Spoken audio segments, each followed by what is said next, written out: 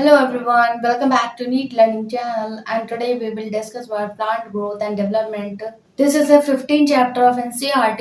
तो मैंने पिछले वीडियो में काफी सारी चीजें डिस्कस करी थी जिसमें कि हमने इस चैप्टर का पूरा इंट्रोडक्शन लिया था कि प्लांट्स का ग्रोथ एंड डेवलपमेंट किस तरीके से होता है, ग्रोथ क्या क्या डेफिनेशन है उसको हमने डिस्कस किया था, और उसके बाद की ग्रोथ को किस तरीके से मेजर किया जा सकता है वो भी हमने पढ़ा था। और उसके बाद हमने उसके फेजेस के बारे में उसको 3 पार्ट में डिवाइड किया था। कौन कौन सा था?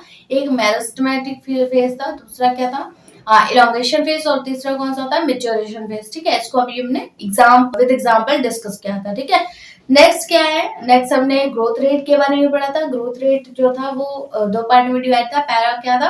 अरिथमेटिक ग्रोथ रेट, दूसरा ज्योमेट्रिकल ग्रोथ रेट। ठीक है, अरिथमेटिक ग्रोथ रेट की बात कर रही थी तो उसका फॉर्मूला क्या बना था? L T equal to L not plus R T. ठीक है, जहां पर एल टी क्या है? टाइम के साथ जो भी कुछ सेल में प्रॉब्लम सेल में हुआ वो सारे क्या है? एल टी लेंथ है। ठीक है, लेंथ ऑफ टाइम। ठीक है, एल नॉट की बात करें तो लेंथ एट अ टाइम 0। ठीक है, और आर की बात करें, R is a growth rate या फिर इसे इलोंगेशन पर टाइम भी बोलते हैं। तो इस तरीके से फॉर्मूला क्या बन जाता है? L T equal to L not plus R T बन जाता है। ठीक है, तो अब हम डिस्कस करेंगे ज्योमेट्रिकल ग्रोथ रेट के बारे में। It is a growth rate where every cell divided with all the daughter growing in and dividing again. तो इस मतलब उसमें क्या था कि जो सेल जो होती थी वो डिवाइड तो हो रही है, लेकिन वो जिस पोजीशन पे वो सेल है उसी पोजीशन पे वो आफ्टर सम टाइम भी दिखेगी। ठीक है, ओके। तो उससे हम क्या बोल रहे थे? Arithmetically growth rate. लेकिन जो ज्योमेट्रिकल ग्रोथ रेट होती है उसको हम क्या बोले? वो जब सेल जब डिवाइड होती है तो उसका पोजीशन डिफरेंट हो जाता है। ठीक है, ओके। वन सेल जब फोर सेल में डिवाइड हो रही है तो उसे हम क्या बोलते हैं? Meiosis division. ठीक है, तो मियोसिस डिवीजन में क्या है कि जो पहली सेल जिस पोजीशन पे थी, दूसरी सेल मतलब जो अगेन जो डिवाइड हुई सेल जो है वो उस पोजीशन पे नहीं रह पाती। ठीक है, तो इसे क्या बोला गया? ज्योमेट्रिकल ग्रोथ रेट बोला गया। मतलब कि जो डॉटर सेल होंगे वो अपने अपनी डिफरेंट डिफरेंट पोजीशन पे आ जाएंगी। ठीक है, और वहीं पे ग्रो करना स्टार्ट करेंगे, देन अगेन वो डिवाइड होंगी। ठीक है, इस तरीके क्या है? इसे हम ज्योमेट्रिकल ग्रोथ रेट बोलते हैं। तो इसको जो है वो 3 फेज में डिवाइड किया गया है। पहला क्या है? लैग फेज, दूसरा लॉग फेज या फिर उसे एक्सपोनेंशियल फेज भी बोलते हैं, and last is stationary phase. ठीक है, इसके बारे में डिस्कस कर लेते हैं। सबसे पहले बात करेंगे लैग फेज की।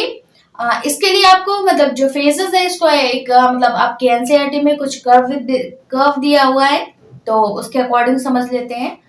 This is the initial phase of growth where the rate of growth is very slow. Lag phase क्या होता है? स्टार्टिंग फेज होता है। ठीक है, इसे हम स्टार्टिंग फेज भी बोल सकते हैं। ठीक है, तो this is the initial phase of growth where the growth rate is very slow. जहाँ पे ग्रोथ ये क्या है? एक इनिशियल ग्रोथ फेज है जहां पर ग्रोथ जो होता है बहुत ही स्लो होता है। ठीक है, फिर देखिए, it represent the beginning of growth of micro organism where their cell number is a small. तो ये इस टाइप का जो मतलब फेज होता है वो आपका किस में होता है? जो माइक्रो ऑर्गेनिज्म होते हैं जो कि सिंगल सेल्ड होते हैं। तो सिंगल सेल जो माइक्रो ऑर्गेनिज्म है उनमें जो ग्रोथ क्या होता है कि उसमें सेल नंबर क्या होता है? स्मॉल होते हैं, इसलिए उसमें जो ग्रोथ होती है वो बहुत ही स्लो होती है। ठीक है, फिर देखिए लॉग फेज के बारे में या फिर उससे एक्सपोनेंशियल फेज भी बोलते हैं, इसके बारे में देख लेते हैं। In this phase growth progress rapidly और exponentially, it means reaches to its maximum. तो इससे पार्ट में क्या होता है? ये बहुत ही रैपिड इंक्रीज होता है। क्या होता है? एक मतलब सीक्वेंस से इंक्रीज ना होकर रैपिड इंक्रीज होता है। मतलब कि कभी अभी क्या हो रहा था कि स्लो रेट था, उसके बाद जो एक्सपोनेंशियल फेज आया वहां पे क्या है? पूरा एक्सपेंड हो गया। ठीक है, मतलब कि बहुत ही रैपिड इंक्रीजिंग फेज यहाँ पर आता है। ठीक है, क्योंकि वहां पर जो सेल होती है वो बहुत ही मैक्सिमम अमाउंट में इंक्रीज होती है। ठीक है, मैक्सिमम अमाउंट में डिवाइड होती है। ठीक है, प्रोग्रेस होती है। फिर देखिए, this type of growth can not sustain for long and growth reaches to a next phase. तो ये जो इस टाइप की जो ग्रोथ होती है वो परमानेंट नहीं रह पाती। ठीक है, कि अब जो रैपिड ग्रोथ हो रहा है तो रैपिड ग्रोथ एक कुछ टाइम तक ही होगा, ना कि वो बहुत टाइम तक होगा। ठीक है, ओके। तो कुछ टाइम तक ही होने के बाद फिर से वो अपनी लैग फेज वाली पोजीशन पे आ जाता है, मतलब कि स्लो ग्रोथ वाली पोजीशन पे आ जाता है। ठीक है, एक एक्सपेंड आया, एक एक्सपोनेंशियल फेज आया जहां पर रैपिड इंक्रीज होगा, फिर उसके बाद फिर से वो कांस्टेंट रेट पे आ जाता है। ठीक है, वो लॉन्ग टाइम तक नहीं चल पाता है, कि लॉन्ग टाइम तक वो रैपिड इंक्रीज हो रहा है, तो ऐसा कुछ नहीं हो पाता, ठीक है। और वो फिर से नेक्स्ट फेज में आ जाता है, जो कि हम जिसे हम क्या बोलते हैं, स्टेशनरी फेज भी बोलते हैं, ठीक है। This is the third phase, okay. Due to storage of a space, food and accumulation of a toxin, growth slows down, leading to a phase known as a stationary phase. तो जो rapid increasing के बाद जो फिर से slow rate आ गया या फिर स्लो ग्रोथ आ गई, तो उस फेज को क्या बोलते हैं, स्टेशनरी फेज, ठीक है। जहां पर जो बहुत ही शॉर्टेस्ट फेज होती है, मतलब जो आपकी जो स्टेशनरी फेज है वो क्या है, एक शॉर्टेस्ट फेज है फूड के लिए, ठीक है, जिसमें कि ग्रोथ जो होता है बहुत ही स्लो डाउन होता है, ठीक है। ग्रोथ क्या होता है कि फिर से वो स्लो डाउन हो जाता है, ठीक है। एग्जाम्पल इसके फॉर्मूले की बात करते हैं, तो फॉर्मूले की बात करते हैं तो W1 is equal to W nought e के बाद RT, ठीक है। तो ये क्या है, ये किसका फॉर्मूला है, ज्योमेट्रिकल ग्रोथ रेट का फॉर्मूला है, ठीक है। तो यहाँ पर W1 क्या है, W1 is a final size, जिसमें कि वेट भी हो सकता है और लेंथ भी हो सकता, वेट भी हो सकता है, हाइट भी हो सकता है और नंबर भी हो सकता है। ये क्या है, एक फाइनल साइज है। और उसके बाद W not is the initial size at the beginning of the period, मतलब जो स्टार्टिंग फेज में जो भी उसका नंबर हुआ होगा, जो भी उसकी हाइट रही होगी, वो क्या है, एक इनिशियल साइज है, ठीक है। तो इनिशियल साइज किसको डिनोट करता है, W नॉट को, ठीक है। W not is the initial size and W1 is a final size, ठीक है। फिर उसके बाद R की बात कर लेते हैं, R is the growth rate. फिर T की बात कर लेते हैं, तो T is equal to time of growth, ठीक है। ग्रोथ में जो टाइमिंग हुई है उसे क्या बोलता है, T। एंड E की बात कर ले तो वो base of a natural logarithm, तो इस तरीके से फॉर्मूला बन जाता है W1 is equal to W not and E की पावर RT, ओके। तो ये हमने पूरा ज्योमेट्रिकल ग्रोथ रेट को डिस्कस कर लिया, okay. There are two ways by which quantitative comparison between the growth of the living system can made. तो जब ग्रोथ की बात करें, क्वांटिटेटिव कंपैरिजन की बात करें, कि मतलब कि किस क्वांटिटेटिव में वो इंक्रीज हो रहा है, तो क्वांटिटेटिव कंपैरिजन के अकॉर्डिंग इसे टू पार्ट में डिवाइड किया गया है, ठीक है। जैसे पहला क्या हो गया, absolute growth rate, and second कौन सा हो गया, रिलेटिव ग्रोथ रेट, ठीक है। कौन कौन सा, absolute growth rate and second कौन सा है, रिलेटिव ग्रोथ रेट। सबसे पहले बात कर लेते हैं एब्सोल्यूट ग्रोथ रेट की। It is the measurement and comparison of a total growth पर यूनिट टाइम। तो इसमें अगर हम देखें कि टोटल ग्रोथ की बात करेंगे कि अब इस सेल में कितना ग्रोथ हो सकता है, ठीक है, फाइनल ग्रोथ, ठीक है। फाइनल ग्रोथ को मेजरमेंट किया कर लिया जाए तो इसे क्या बोलते हैं, एब्सोल्यूट ग्रोथ रेट बोलते हैं, ठीक है। जैसा आप स्ट्रक्चर में लीफ के अकॉर्डिंग देख पा रहे होंगे, ठीक है। सेकंड क्या है, रिलेटिव ग्रोथ, इसके बारे में देख लेते हैं। The growth of a given system per unit time expressed on a common basis, example per unit initial parameter is called as relative growth. जैसा कि मैंने बताया कि पहले स्टार्टिंग जो मतलब जो सबसे पहले लीफ ग्रो हुई है उसका मेजरमेंट कर लिया, एंड आफ्टर सम टाइम फिर से उसमें ग्रोथ हुई होगी तो उसका मेजरमेंट कर लिया। तो इसको क्या बोला गया है, मतलब इसको क्या है, आप टाइम टू टाइम उसको देख रहे हैं, ठीक है, कि कितना वो इंक्रीज हो रहा है, तो इसको क्या बोला गया, ये रिलेटिव ग्रोथ है। और एब्सोल्यूट ग्रोथ का मतलब क्या होगा कि उसको परमानेंट जो फाइनल स्टेज में उसकी ग्रोथ हो चुकी है, और उसको हम क्या बोलते हैं, इंड ग्रोथ भी बोलते हैं, ठीक है। मतलब कि अब उसके आगे उसकी ग्रोथ नहीं होगी, उसे क्या बोलते हैं, इंड ग्रोथ। तो फाइनल से और क्या बोल सकते हैं, एब्सोल्यूट ग्रोथ रेट भी बोलते हैं, ठीक है, ओके। नेक्स्ट हम बात करेंगे कंडीशन फॉर ग्रोथ की। The growth of a plants involve synthesis of more protoplasm, cell division, cell enlargement and cell differentiation. तो ये सारी जो प्लांट की मेनली जो ग्रोथ है, ग्रोथ में जो सारे इंपॉर्टेंट पॉइंट है, किस तरीके किसके बेस पे आप मेजरमेंट कर सकते हैं, तो ये दिया हुआ है, प्रोटोप्लाज्म हो गया, सेल डिवीजन हो गया, cell enlargement and cell differentiation, इन सारे पार्ट्स के बेस पे आप मेजरमेंट कर सकते हैं, ठीक है। ग्रोथ की जो कई सारे फैक्टर्स होते हैं जो कि ग्रोथ में इन्वॉल्व है। पहला क्या है, water, oxygen, nutrient, temperature, light, ये सारे क्या है, एक फैक्टर है जो कि ग्रोथ में इफेक्टेड होते हैं, ठीक है, ओके। या फिर मतलब कि जब इनको प्रॉपर ये सारी चीजें मिल रही होंगी तो ग्रोथ प्रॉपर होगी, और इन सब में से किसी भी चीज की कमी हो गई तो फिर ग्रोथ में प्रॉब्लम हो सकती है, ठीक है। तो ये क्या है, फैक्टर्स है। सबसे पहले वाटर के बारे में देख लेते हैं। Essential factor required for the growth of a plant, it is responsible for the maintenance of a turbidity of growing cell। तो वाटर जो है वो एक मेन फैक्टर है ग्रोथ के लिए, क्योंकि जो ग्रोथ होती है उसमें कई सारी प्रोसेस होती है, क्योंकि अगर वाटर अगर नहीं मिलेगा तो प्लांट्स की ग्रोथ इम्पॉसिबल है, ठीक है। ओके, तो मेन जो फैक्टर है वो वाटर है। इसी के बेस पे दिया हुआ है कि जो मतलब टर्जिडिटी ऑफ सेल होती है प्लांट्स में, लीव्स में जो टर्जिडिटी ऑफ सेल्स होती है वो भी इसी के बेस पे, मतलब इसी पे डिपेंड कर दी, ठीक है, वाटर पे। फिर देखिए, it is also provide the medium for enzymatic activity which are needed for the growth. Growth में जो एंजाइमेटिक एक्टिविटी प्रेजेंट होती है, ठीक है, प्लांट्स में जो ग्रोथ होती है उसमें जो एंजाइमेटिक एक्टिविटी होती है वो भी वाटर के प्रेजेंस में ही हो सकती है, ठीक है, क्योंकि वाटर जो होता है वो एक मीडियम का काम करता है, ठीक है। ओके, किसमें? एंजाइमेटिक एक्टिविटी में मीडियम का वर्क करता है वाटर, इसलिए इंपॉर्टेंट है, ठीक है। नेक्स्ट क्या है? ऑक्सीजन, इसके बारे में देख लेते हैं। All the higher plants respire aerobically for which they needed oxygen. तो जितने भी हायर प्लांट्स होते हैं उनको क्या होता है? ऑक्सीजन की रिक्वायरमेंट होती है और इसी की प्रेजेंस में वो रेस्पिरेशन कर पाते हैं, ठीक है। फिर देखिए, the amount of oxygen available to the plants determine the amount of respiratory energy that can utilize for synthesis. जब तक क्या है ना ऑक्सीजन मिलती रहेगी तब तक क्या है? प्रॉपर एनर्जी बनी रहेगी, और एनर्जी बनी रहेगी तो ग्रोथ में जो मतलब इंपॉर्टेंट चीजें हैं, ठीक है, तो वो प्रॉपर हो पाएंगी, क्योंकि जो रेस्पिरेटरी एनर्जी आती है, जब रेस्पिरेटरी एनर्जी होगी तभी वो क्या है? यूटिलाइज हो पाएगी एंड ग्रोथ का जो रेट है वो इंक्रीज हो पाएगा, ठीक है। तो वो सेकेंड फैक्टर्स क्या हो गया? ऑक्सीजन। तो ऑक्सीजन भी इंपॉर्टेंट है। नेक्स्ट, न्यूट्रिएंट की बात कर लेते हैं। Macronutrient like carbon and oxygen and micronutrient like Zn, zinc and iron are a raw material for synthesis of protoplasm. तो जैसे कि हमने मिनरल न्यूट्रिशन में पढ़ा था कि मैक्रोन्यूट्रिएंट भी इन्वॉल्व होते हैं एंड माइक्रोन्यूट्रिएंट, दोनों ही इंपॉर्टेंट होते हैं प्लांट्स के लिए।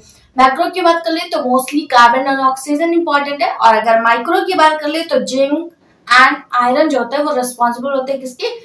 जो सेल में प्रोटोप्लाज्म प्रेजेंट होता है उसके सिंथेसिस में इंपॉर्टेंट होते हैं, ठीक है। नेक्स्ट बात करते हैं टेम्परेचर की। A temperature of 28 degree centigrade to 30 degree centigrade is the optimum for the proper growth of most of the plant. Plants की ग्रोथ में जो टेम्परेचर है वो भी इंपॉर्टेंट रखता है, क्योंकि तभी आपका फोटोसिंथेसिस प्रोसेस जो है वो हो पाएगी, ट्रांसपिरेशन की प्रोसेस हो पाएगी, और जब ये प्रोसेस होगी तभी उसको न्यूट्रिएंट मिल पाएगा, ठीक है। तो टेम्परेचर भी एक मोस्ट इंपॉर्टेंट फैक्टर है, क्योंकि ये जो ऑप्टिमम टेम्परेचर क्या होता है? 28 टू 30 डिग्री सेंटीग्रेड, इसी पे ही प्लांट्स जो है वो डिपेंड होते हैं, ठीक है। ओके, तो जो मतलब जैसा टेम्परेचर मिलेगा उनके अकॉर्डिंग वैसा उनमें प्रोसेस हो पाएगा और ग्रोथ रेट इंक्रीज हो पाएगा, ठीक है। नेक्स्ट बात करते हैं लाइट की। It is not essential for early growth of plants, but growth is sustain only in presence of light. तो जब इनिशियल ग्रोथ रेट होती है, जब इनिशियल प्लांट्स में ग्रोथ हो रही होती है, तो वहां पर आपको लाइट की इंपॉर्टेंट नहीं होती, ठीक है, लाइट की ज्यादा से रिक्वायरमेंट नहीं होती। लेकिन जब वो मेच्योरेशन की कंडीशन पर आ जाते हैं, प्लांट्स मेच्योरेशन की कंडीशन पर आ जाते हैं, तब वहां पर आपका प्लांट्स जो है वो रिक्वायर्ड हो जाता है। प्लांट्स में लाइट जो है वो इम्पोर्टेंट रोल प्ले करती है, ठीक है। तो वो क्या है? वो कब होती है? मेच्योरेशन, जब प्लांट की मेच्योरेशन कंडीशन होती है, ठीक है, और इनिशियली में वो रिक्वायर्ड नहीं होती, ठीक है। तो ये सारे कुछ फैक्टर्स थे जो कि हमने डिस्कस करे। ओके, नेक्स्ट 6 फैक्टर्स की बात कर लेते हैं। ग्रेविटी, इसके बारे में देख लेते हैं। It is determine the direction of orientation और movement of main root, stem and branches. तो ग्रेविटी भी एक मोस्ट इंपॉर्टेंट फैक्टर है, क्योंकि ग्रेविटी के बेस पे ही आपका जो ब्रांच है और रूट है एंड लीव्स है वो मतलब सेम आपके सही डायरेक्शन पे जा पाएंगे, ठीक है। तो ग्रेविटी के अकॉर्डिंग ही मतलब ग्रेविटी भी एक मोस्ट इंपॉर्टेंट फैक्टर है, ठीक है, जो कि आपके प्लांट्स को डायरेक्शन प्रोवाइड करती है, ठीक है। Next, condition for growth. तो इसको शॉर्ट फॉर्म में आप रिवाइज कर लीजिए। पहला क्या है? न्यूट्रिएंट, सेकंड क्या है? वाटर, एंड थर्ड क्या है? ऑक्सीजन, एंड फोर्थ क्या है? टेम्परेचर, एंड फिफ्थ क्या है? लाइट, एंड सिक्स आपका ग्रेविटी। तो ये सारे फैक्टर्स जो है वो आपको प्लांट की ग्रोथ के लिए इंपॉर्टेंट है, ठीक है। नेक्स्ट हमारा टॉपिक क्या है? डिफरेंशिएशन, जो कि हम इसको काफी टाइम से ये वर्ड जो है यूज कर रहे थे। तो इसके बारे में आप देख लेते हैं कि डिफरेंशिएशन क्या होता है, डी डिफरेंशिएशन क्या होता है, एंड री डिफरेंशिएशन क्या होता है। The phenomena by which the cells derive from a root apical meristem, shoot apical meristem undergo permanent changes in the structure, biochemistry, size, physiological of cell wall and protoplasm content. तो अगर हम बात करें इन सारे example की, तो ये सारे एग्जाम्पल क्या है, मतलब इसमें क्या होता है कि डिफरेंशिएशन प्रोसेस जो होती है, इसमें जब सेल होती है वो क्या होते हैं, डिवाइड हो रही होती है। ठीक है, क्या हो रही होती है, सेल जो है वो डिवाइड हो रही होती है, और डिवाइड होने के बाद क्या है, अपना फंक्शन जो है करना स्टार्ट कर देती है। जैसे कि मैंने अभी डिस्कस किया था कि स्ट्रक्चरल डिफरेंशिएशन, दूसरा क्या था और आपका फिजियोलॉजिकल डिफरेंशिएशन। ठीक है, तो डिफरेंशिएशन में मैंने डिस्कस कर लिया था कि जो सेल्स होती है वो मैच्योर होने के बाद क्या है, डिवाइड करना स्टार्ट कर देते हैं। डिवाइड करने के बाद मैच्योर हो जाती है, जिसके कारण वो अपना फंक्शन स्टार्ट कर देते हैं। जैसे कि तो ये जो डिफरेंशिएशन की प्रोसेस है वो आपका किसमें होता है, सूट अपिकल मेरिस्टेम में होता है, रूट अपिकल मेरिस्टेम में एंड शूट अपिकल मेरिस्टेम में। और क्योंकि इसमें जो चेंजेस आने होते हैं वो हो जाते हैं। ठीक है, ओके, जो चेंजेस मतलब जो मेच्योरेशन में जो चेंजेस आने होते हैं वो परमानेंट के लिए आ जाते हैं। ठीक है, जैसे कि फिजियोलॉजिकल सेल वॉल में चेंजमेंट आना है एंड प्रोटोप्लाज्म का कंटेंट कितना रहना है, वो क्या है, एक परमानेंट चेंज हो जाता है। ठीक है, एग्जाम्पल की बात कर रही है, एग्जाम्पल ऑफ डिफरेंशिएशन की, तो ट्रैकरी एलिमेंट्स हो गया एंड क्लोरीन काइमा हो गया। ट्रैकरी एलिमेंट्स के बारे में देख लेते हैं। The tracheary elements is formed by the process differentiation where the cells elongated and lose their protoplasm to form tracheids। तो ट्रैकरी एलिमेंट्स की बात करें, ये क्या होता है, मतलब जब तक इनका फंक्शन होता रहता है, ठीक है, तब तक इनका प्रोटोप्लाज्म हो गया और प्रोटोप्लाज्म का कंटेंट हो गया एंड जो सेल का इनलार्जमेंट है या elongated है, वो सारी चीजें होती रहती है। ठीक है, लेकिन जब इनका मतलब जब पूरी कंडीशन हो जाती है तो ये अपनी चीजों को लूज करने लगते हैं। ठीक है, ओके, प्रोटोप्लाज्म हो गया तो ये सारे प्रोटोप्लाज्म को लूज करना स्टार्ट कर देते हैं। किसमें होता है, ट्रैकीड्स में होता है। ठीक है, नेक्स्ट हम क्लोरीन काइमा की बात कर लेते हैं। It is a specialized to perform photosynthesis which is developed due to formation of chloroplast in the living thin wall cell. तो क्लोरीन काइमा की बात करें, क्लोरीन काइमा में वर्क कहां पर होता है, फोटोसिंथेसिस के प्रोसेस में होता है। ठीक है, फोटोसिंथेसिस के प्रोसेस में जब डेवलपमेंट हो रहा होता है क्लोरोप्लास्ट का फॉर्मेशन होता है, तो वो जो लिविंग थिन सेल वॉल होती है वो क्या होती है, क्लोरीन काइमा होती है। ठीक है, क्या होती है, क्लोरीन काइमा होती है, जो कि आपका फोटोसिंथेसिस की प्रोसेस में हेल्प करती है। ठीक है, तो ये सारे क्या है, मतलब अपना वर्क जो है वो प्रॉपर कर रहे हैं। तो ये जो इसका ये प्रोसेस क्या है, डिफरेंशिएशन है। ठीक है, नेक्स्ट बात करते हैं डी डिफरेंशिएशन की। During the differentiation cell lose their ability to divide and form permanent cell, but some cells regain their capacity to divide under certain condition। ठीक है, इस कंडीशन में क्या होता है, डी डिफरेंशिएशन में क्या हो रहा था कि जो अपना जो सेल न्यू मेच्योर हो चुकी है वो अपना फंक्शन करना स्टार्ट कर देती है। ठीक है, this process called as differentiation. And उसके बाद हम डी डिफरेंशिएशन के बारे में बात कर रहे हैं। तो इसमें क्या होता है, जो सेल्स अपना वर्क कर रही होती है वो क्या करती है, वो अपने आप को लूज करना स्टार्ट कर देती है। मतलब क्या है कि अपना वर्क अब वो नहीं करेंगे। ठीक है, वो एक रेस्टिंग स्टेज में आ जाती है। तो ऐसी सेल्स को क्या बोलते हैं, डी डिफरेंशिएशन सेल बोलती है, या फिर उन्हें परमानेंट सेल भी बोलते हैं। मतलब कि अब वो मतलब वो अब कोई भी सेल डिवीजन में परफॉर्म नहीं करेंगे। ठीक है, ओके, उनमें सेल डिवीजन अब कोई भी नहीं होगा। तो this called as a permanent cell. Okay, लेकिन कुछ ऐसी सेल होती है जो अपने कैपेसिटी को अगेन रीगेन कर लेती हैं। ठीक है, और मतलब जैसे कि कोई प्रॉब्लम आई सेल में, ठीक है, तो सेल में वो अपने उस प्रॉब्लम को सपोर्ट करने के लिए ये अपने साइज को या फिर अपने वर्क को अपने सेल की कैपेसिटी को रिगेन कर लेती है एंड अगेन परफॉर्म करना स्टार्ट कर देती है। ठीक है, जो रेस्टिंग स्टेज में चली गई थी सेल, वो अगेन कैपेसिटी को रिगेन करके वर्क करना स्टार्ट कर देती है। तो इस टाइप की जो सेल होती हैं इन्हें क्या बोलते हैं, डी डिफरेंशिएशन सेल भी बोलते हैं। एग्जाम्पल की बात कर ले तो इंटरफेसिकुलर हो गया, इंटरफेसिकुलर कैम्बियम हो गया, एंड दूसरा क्या है, क्वाड कैम्बियम, एंड थर्ड क्या है, वाउंड कैम्बियम। तो ये सारे एग्जाम्पल किसके, डी डिफरेंशिएशन सेल के, जो कि एक रेस्टिंग सेल होती है, जो कि एक परमानेंट सेल होती है। बट कुछ ऐसे सेल्स भी होती हैं उन्हीं में जो कि अपना कैपेसिटी को रिगेन करके वर्क करना अगेन स्टार्ट कर देती है। ठीक है, मतलब कि सेल डिवीजन में फिर से पार्टिसिपेट करने लगती है। ठीक है, नेक्स्ट बात करते हैं रीडिफरेंशिएशन की। The dedifferentiation cell can again lose their ability to divide to form permanent cells specialized for particular function. तो जैसे कि मैंने बात करी थी, जो स्टॉप हो चुकी थी सेल जो रेस्टिंग स्टेज में चली गई थी सेल, जिन्हें हम परमानेंट सेल बोल रहे थे, वो क्या करती है, वो उस टाइम पे उन्होंने उन्होंने अपना वर्क कर दिया, ठीक है। जब किसी सेल में प्रॉब्लम आई थी, ठीक है, तो उस सेल में उन्होंने वो अपना उस टाइम पे, उस कंडीशन पे उन्होंने अपना वर्क करना अगेन, मतलब अपने कैपेसिटी को रिगेन करके वर्क करना स्टार्ट कर दिया। लेकिन जब वो मतलब जो सेल है वो फिर से नॉर्मल हो जाती हैं, ठीक है, उनका फंक्शन जब फिनिश हो जाता है तो वो फिर से अपना जो कैपेसिटी होती है उसको लूज करके एक रेस्टिंग स्टेज में फिर से आ जाती है, ठीक है। तो इस प्रोसेस को क्या बोला गया, रीडिफरेंशिएशन, ठीक है। क्या बोला गया, रीडिफरेंशिएशन, मतलब ये वो फिर से परमानेंट सेल में काउंट होने लगते हैं, ठीक है। तो वो फिर से एक परमानेंट सेल बन जाती है, मतलब कि वो फिर से एक रेस्टिंग स्टेज में आ जाते हैं। तो ये सारे मैंने तीनों में डिफरेंस समझाया।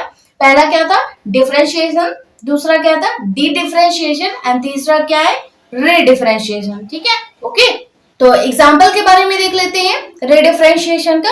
सेकेंडरी फ्लोएम हो गया, सेकेंडरी जाइलम हो गया, and cork and secondary cortex हो गया। तो ये सारे एग्जाम्पल किसके, एग्जाम्पल वेरी इंपॉर्टेंट है, क्योंकि एग्जाम्पल से ही आपको पूछ लिया जाएगा कि जो सेकेंडरी फ्लोएम है या फिर सेकेंडरी जाइलम है वो किसका एग्जाम्पल। तो आप क्या बताएंगे, रीडिफरेंशिएशन का एग्जाम्पल है। तो एग्जाम्पल आपको बहुत अच्छे से लर्न करना है, प्रोसेस तो मैंने अच्छे से बताई दी। नेक्स्ट हमारा टॉपिक क्या है, डेवलपमेंट, इसको हम हमारे नेक्स्ट वीडियो में डिस्कस करेंगे। तो मिलते हैं हमारे नेक्स्ट वीडियो में हमारे नेक्स्ट टॉपिक के साथ, तब तक के लिए थैंक यू।